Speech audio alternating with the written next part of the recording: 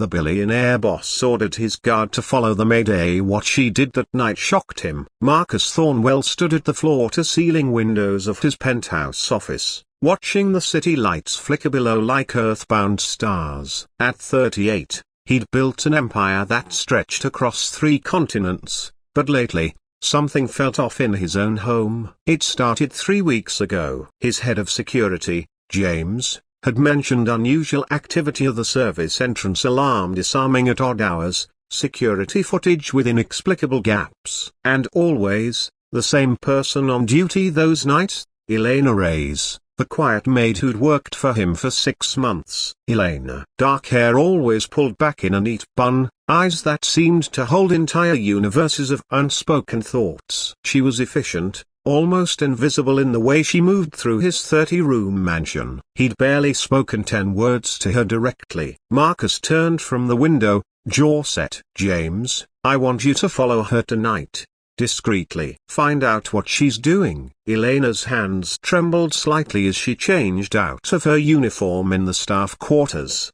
11:47 p.m. She had 13 minutes. She'd been so careful. 6 months of meticulous planning, of being the perfect employee, punctual, thorough, unremarkable. But she'd needed this job, needed access to this specific house in this specific neighborhood. Pulling on a dark jacket, she slipped out through the service entrance, unaware of the black SUV that pulled out 2 cars behind her. James followed at a distance, his trained eyes tracking her every move. She took the subway out for someone leaving a mansion at midnight, got off in Riverside, one of the city's poorest neighborhoods. His hand moved to his phone, ready to call Marcus, but something made him wait. Elena walked 4 blocks and stopped in front of a dilapidated apartment building. But she didn't go in. Instead, she pulled a large duffel bag from behind a dumpster and began unpacking food containers. James moved closer, using the shadows. His eyes widened. Elena was setting up what looked like a makeshift soup kitchen on the sidewalk. Within minutes, people began emerging from the darkness, homeless men and women, a few teenagers, an elderly person in a wheelchair. She greeted each by name, serving them hot food from containers that James now recognized from the Thornwell mansion kitchen. But that wasn't all. After everyone was served, she pulled out a laptop and began helping them, one by one, filling out job applications for some, reading letters to others, teaching a young man to read, her patience infinite as he stumbled over simple words. James watched for 2 hours. Finally, he made the call. "Sir, you need to see this yourself." Marcus arrived at 2:17 a.m., stepping out of his car in a neighborhood he'd only ever seen from highway overpasses. James pointed silently to where Elena sat on a cardboard mat, bandaging an elderly woman's infected foot with supplies that Marcus's jaw tightened. He recognized from his own first aid kit.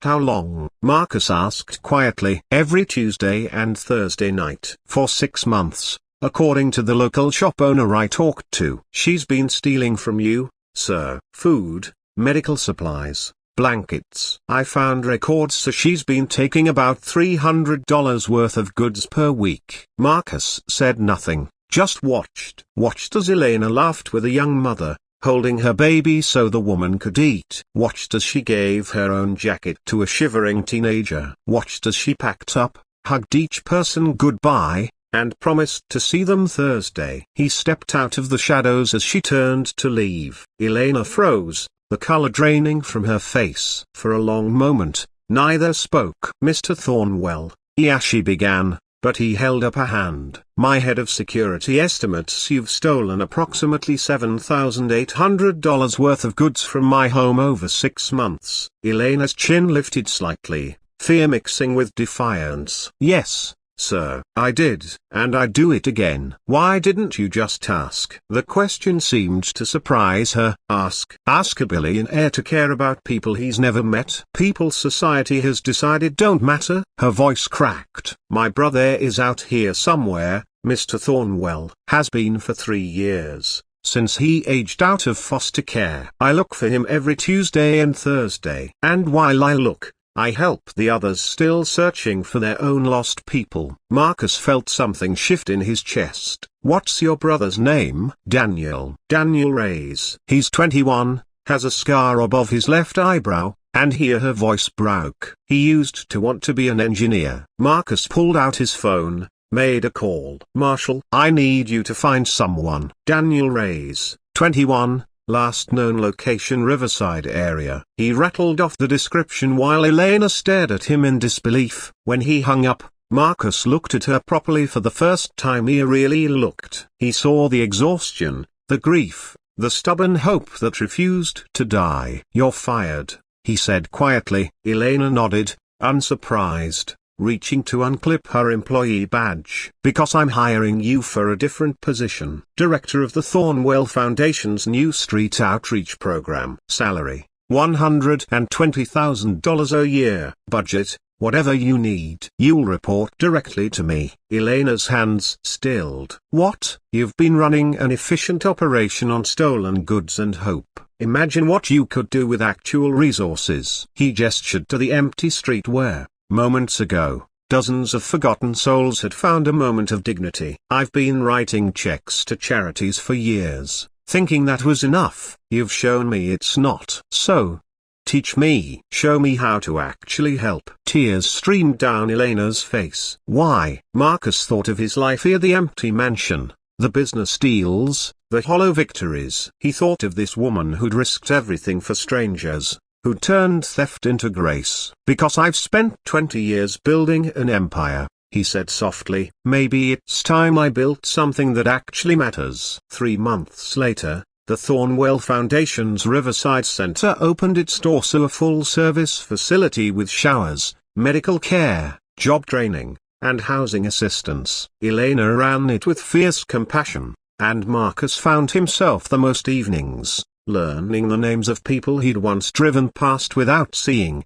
And on a cold Tuesday in November, Marshall's call came. They found Daniel in a shelter 2 states away. When Elena and Marcus brought him home here to the Riverside Center's residential program, Elena collapsed into her brother's arms, sobbing. Marcus turned to leave.